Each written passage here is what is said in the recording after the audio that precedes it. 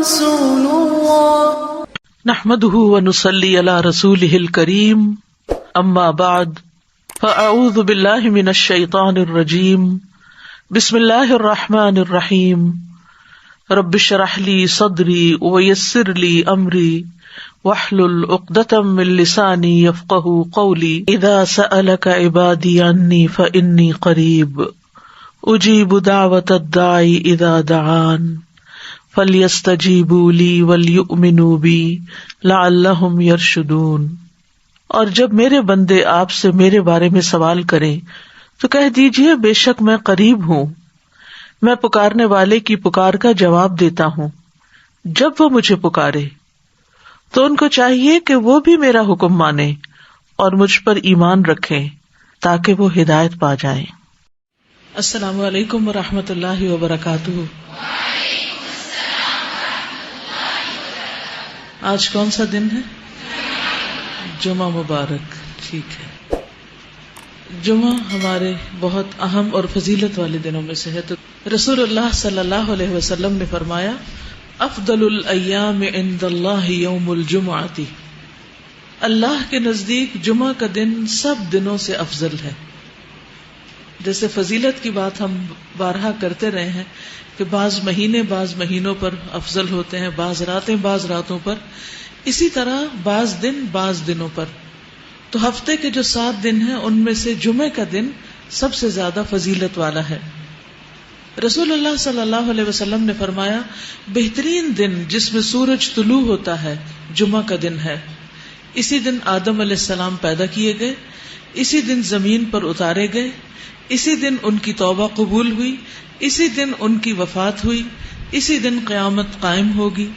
اور جمعہ کے دن صبح ہوتے ہی تمام جانور قیامت کے ڈر سے کان لگائے ہوئے ہوتے ہیں، حتیٰ کہ سورج طلوع ہو جائے، سوائے جنوں اور انسانوں کے، یعنی ساری مخلوق ڈرتی ہے کہ کہیں آج قیامت نہ آ جائے، کیونکہ قیامت ہر چیز کی موت کا دن ہے۔ رسول اللہ صلی اللہ علیہ وسلم نے فرمایا کوئی مقرب فرشتہ زمین و آسمان، پہاڑ اور پتھر ایسا نہیں ہے جو جمعہ کے دن سے نہ ڈرتا ہو۔ تو اگرچہ ایک افضل دن ہوتا ہے، اس میں ایک سکون اور ایک پیس بھی ہوتا ہے، لیکن اس کے باوجود دل کے اندر عجیب گھبراہٹ سی بھی ہوتی ہے، ایک قدرتی سی چیز محسوس ہوتی ہے۔ تو بہرحال یہ ساری کائنات محسوس کرتی ہے۔ جمعہ کے دن فجر کی نماز سب سے افضل نماز ہے۔ نبی صلی اللہ علیہ وسلم نے فرمایا اللہ کے ہاں سب سے افضل نماز جمعے کے دن کی صبح کی نماز ہے جسے باجماعت ادا کیا جائے۔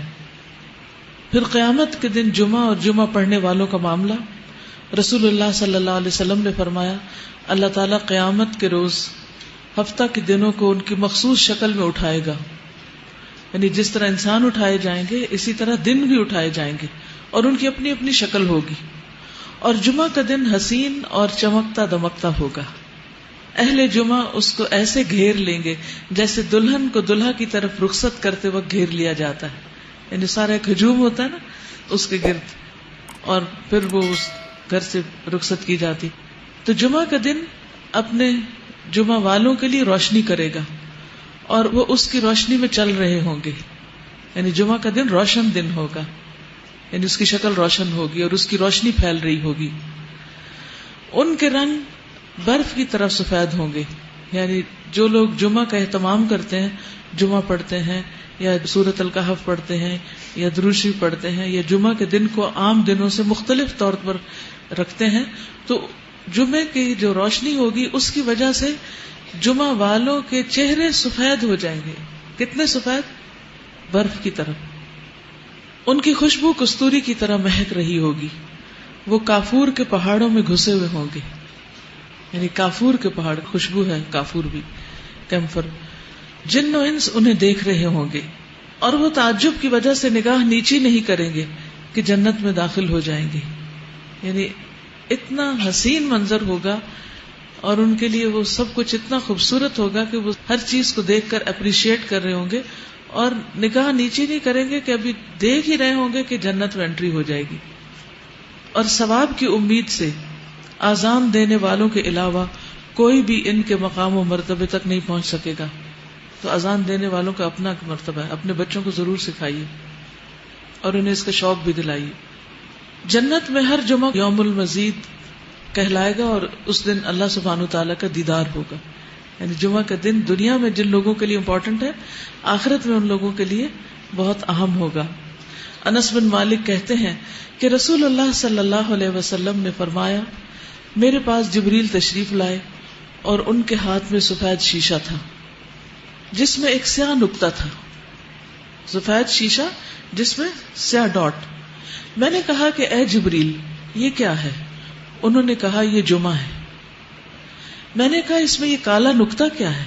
انہوں نے کہا هذه الساعة تقوم يوم الجمعة وهو سید الایام عندنا. یہ وہ گھڑی ہے جس میں قیامت قائم ہوگی. یعنی اس لیے اس کو سیاہ رکھا گیا کہ اس ٹائم پر قیامت قائم ہوگی. اور جمعہ کا دن ہمارے دنوں میں سردار ہے، اور ہم اسے قیامت کے دن یوم المزید کے نام سے پکاریں گے. قیامت کے دن جمعہ کا نام کیا ہوگا؟ یوم المزید. میں نے کہا تم اسے یوم المزید کے نام سے کیوں پکارو گے؟ انہوں نے فرمایا آپ کے رب عز و جل نے جنت میں ایک وادی بنائی ہے جو سفید مسک سے بھی زیادہ خوشبودار ہے. بس جب جمعہ کا دن ہوگا تو اللہ تبارک و تعالی اعلی علیین سے اپنی کرسی پر نزول فرمائیں گے. پھر اللہ تعالیٰ کرسی کو نور کے ممبروں سے گھیریں گے. سینٹر میں کرسی ہوگی اور آس پاس کیا ہوں گے؟ نور کے ممبر. تو نبی آئیں گے یہاں تک کہ ان پر بیٹھ جائیں گے نور کے ممبروں پر. پھر اللہ تعالیٰ ممبروں کو کرسیوں سے گھیریں گے. اب امیجن کرتے جائیں، یعنی پہلے ممبر ہوں گے، پھر اس کے بعد کرسیاں ہوں گی. صدیق اور شہداء آئیں گے یہاں تک کہ وہ ان پر بیٹھ جائیں گے. پھر اہل جنت آئیں گے یہاں تک کہ وہ ٹیلوں پر بیٹھ جائیں گے. ان کے لیے کرسیاں اور ممبر نہیں ہیں. عام لوگوں کے لیے کیا ہوگا؟ ٹیلے، جیسے عوام بیٹھتی. بس ان کے لیے ان کا رب تبارک و تعالیٰ اپنا جلوہ فرمائے گا. اللہ سبحانہ و تعالیٰ اپنا آپ دکھائیں گے یہاں تک کہ وہ اس کے چہرے کی طرف دیکھیں گے. یوم المزید. سبحان اللہ. وہ فرمائے گا میں وہ ہوں جس نے تم سے اپنا وعدہ سچ کر دکھایا. اللہ تعالیٰ اپنا تعارف کیسے کرائیں گے کہ میں نے تم سے ایک وعدہ کیا تھا اس دن کا، تو میں نے وہ وعدہ پورا کر دیا، اور میں نے تم پر اپنی نعمت پوری کر دی. یہ وہ مقام ہے جس میں میں اپنے بندوں کی تکریم کر رہا ہوں، ان کو عزت بخش رہا ہوں. فی مقعد صدق عند ملیک مقتدر، جیسے قرآن مجید میں آتا ہے. سو تم مجھ سے مانگ لو جو چاہیے لو. اب چنانچہ وہ اس سے رضامندی کا سوال کریں گے کہ اللہ آپ ہم سے راضی ہو جائیں.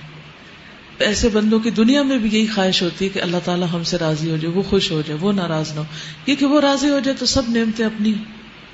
تو اللہ تعالیٰ فرمائے گا میں راضی ہوں، اسی وجہ سے تو میری رضا نے تمہیں میرے گھر میں اتارا ہے اور تم کو میری تکریم دی ہے. تم مجھ سے کچھ مانگ لو، کچھ لے لو. چنانچہ وہ اس سے مانگیں گے. یعنی اللہ تعالیٰ کو پسند ہے کہ بندے اس سے مانگے، اور بندوں کو یہ پسند نہیں آتا کہ کوئی ان سے کچھ مانگے، وہ غصہ کرتے ہیں. یہاں تک کہ ان کی خواہش ختم ہو جائے گی. مانگ مانگ کے بس پھر کچھ نہیں دل میں رہے گا. تو وہ اس وقت ان کے لیے وہ کچھ کھولے گا جسے کسی آنکھ نے نہیں دیکھا، کسی کان نے نہیں سنا، اور نہ کسی دل پر اس کا گزر ہوا. اور یہ اتنے وقت میں ہوگا جتنا وقت جمعہ کے دن لوگوں کے واپس ہونے میں لگتا ہے. یعنی یہ سب کچھ اتنی دیر میں پورا ہو جائے گا جمعہ کے لیے جاتے آتے میں. پھر رب تبارک و تعالیٰ اپنی کرسی پر چڑھیں گے اور اس کے ساتھ شہداء اور صدیق بھی ہوں گے. بالا خانے والے اپنے بالا خانوں میں واپس چلے جائیں گے. وہ سفید موتی کے ہوں گے جن میں کوئی دراڑ اور عیب نہیں ہوگا، ون پیس ہوگا. وہ یا سرخ یاقوت کے ہوں گے یا سبز زبرجد کے ہوں گے، ہر ایک کا اپنا اپنا ہوگا. ان میں سے ہی اس کے کمرے اور دروازے ہوں گے، ان میں نہریں جاری ہوں گی، اس میں اس کے پھل میوے جھکے ہوئے لٹک رہے ہوں گے. ان کی بیویاں اور خدمت گزار ہوں گے. وہ جمعوں کی طرف جانے سے بڑھ کر کسی اور چیز کے محتاج نہیں ہوں گے تاکہ مزید کرامات حاصل کر لیں.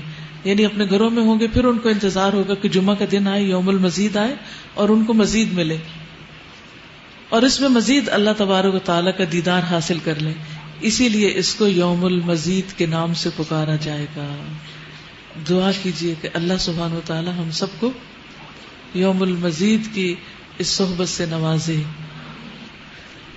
اور جمعہ کا دن جو ہے وہ دنیا میں بھی مسلمانوں کے لیے عید کا دن ہے. اس دن گناہوں کی بخشش ہوتی ہے، الصلاۃ الخمس والجمعۃ الی الجمعۃ کفارۃ لما بینہن ما لم تغش الکبائر.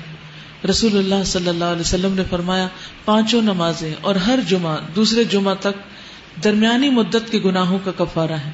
یعنی ایک ویک میں جو گناہ انسان سے ہوتے ہیں وہ جمعہ کے دن دھل جاتے ہیں جب تک کہ کبیرہ گناہوں کا ارتکاب نہ کیا جائے. خوش ہو جائیے کہ اللہ سبحانہ و تعالیٰ نے ہمارے لیے یہ ساری ویرائٹی رکھی اور ہمیں ان سب چیزوں کے پھر فائدے بھی بتائے اور ان سے کس طرح فائدہ اٹھایا جا سکتا ہے وہ طریقے بھی سکھائے. اب یہ ہم پر ہے کہ ہم ان چیزوں کو کتنی امپورٹنس دیتے ہیں اپنی زندگی میں. جو آج دے گا وہ کل پا لے گا. وآخر دعوانا ان الحمد للہ رب العالمین.